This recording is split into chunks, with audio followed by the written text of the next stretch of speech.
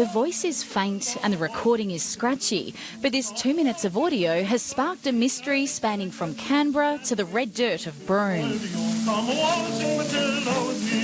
It's not a particularly wonderful recording. It's done quite quickly. The melody's changed a little bit from any of the versions we know of.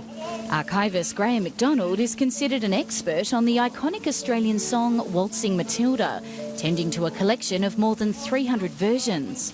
But it was this 1926 track, the earliest on record, that 2 years ago caught his attention.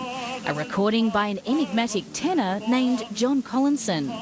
We have one copy of the disc here in the archive, but we knew nothing about John Collinson at all.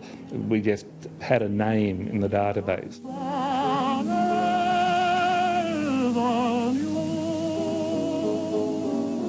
He trawled through the historical records, piecing together Collinson's story, and found the only vision of him that exists.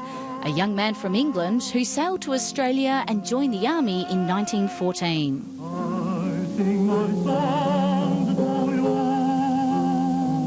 That sense of adventure which brought him to Australia, then promptly joining the Australian Army, going back to Europe, going through what unimaginable horrors of Gallipoli and the Western Front, and then changing his career. Like a working class boy from Newcastle upon Tyne didn't normally become an opera singer.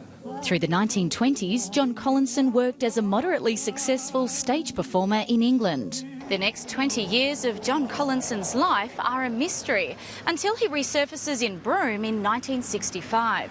He had in tow a woman who was not his wife, and a few years later moved into this fibro house perched on Roebuck Bay. Local theatre producer Gwen Knox grew up in the house opposite and remembers a quiet, polite man. By the time he died in 1975, it seems no one knew of his secret past as a performer. We didn't even know he could sing or play an instrument, you know.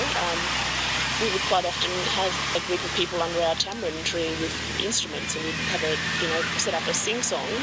We could have invited him along if we'd known. One of many small mysteries in Australia's history, now close to being solved. Erin Park, ABC News, Broome.